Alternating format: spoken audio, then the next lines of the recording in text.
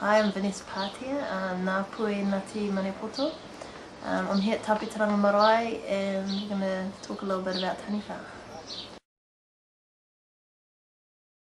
I wanted to speak about what the Taniwha is for me because I think the main characteristic of a Taniwha is that it's a shapeshifter. It doesn't hold any specific form. It can change between water, landscapes and a being as well. Yeah. And it's pretty much a presence or a wairoa of a place, and also kaitiaki, which means a guardian. Guardian, yeah. So I think that's the main thing it is, and also just a vessel to tell stories through for the people that live there. No, not really. I mean, it's good for storytelling, but I think it's more of a presence, and people might talk about seeing Taniwhas, but yeah, it's not really my belief that you'd go for a swim in the lake and you'd see one. You might feel one, but I don't think you'd see it. I don't think anything's false. I think it's all got its merits. But, yeah, it's like I said, it's a shapeshifter, so yeah, it could be a log floating up the street.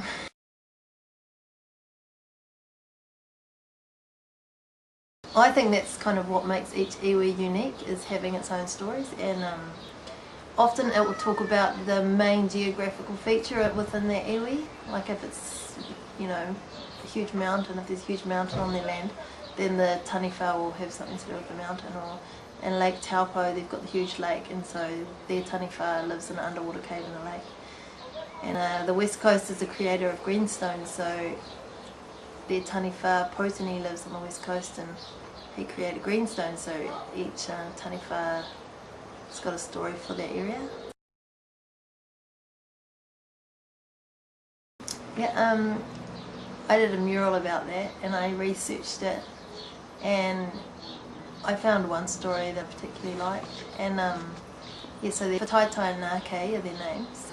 Apparently the Wellington harbour used to be landlocked before a big earthquake, which thrust open the harbour and also there was an island in the middle, but it joined Miramar to the mainland. It's where the airport is now.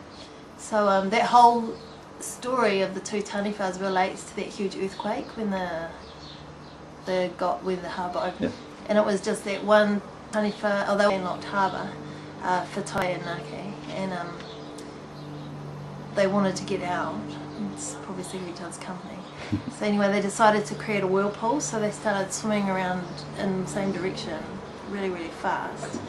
And Ngākei, I think it was Ngākei, one of them anyway, he broke open the entrance to the harbour just by throwing his body through it. Yeah. And he swam out to sea, never to be seen again. And the other Taniwha was a little bit scared to go out into the big opening and just kind of hung around. And he was hanging out in the shallow water, and because the ocean was let in, there became a tide in the harbour that wasn't there before. Yeah. And he got stuck up on the land. Uh-huh. And because it was shallow water, he dried out, and he actually became the hills. There's some hills and you can see them. His body became the hills, so yeah. He dried up and died. The other thing is there's a spirit bird involved in that story. You just reminded me of it. Go ahead. Yeah, so it was the sound of the spirit bird wailing when Whataita died, and if you go up on Mount Vic you can apparently hear the sound of its wailing, but it's just the wind.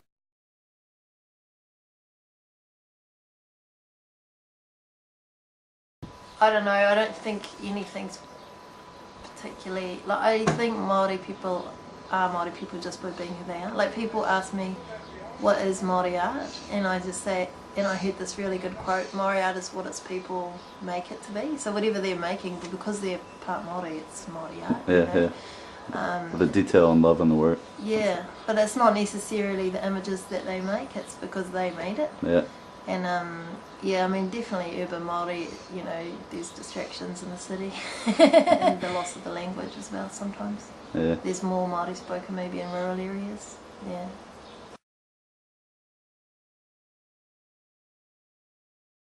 I mean, I don't really object to information sharing, and I think as long as it's accurate, and the internet's just so open that whole world up to everyone now that information doesn't, you just can't hold on to it anymore, it's just out there. So some things have more mana than other things, things that are more truly portrayed, and people will just recognise the value of it straight away.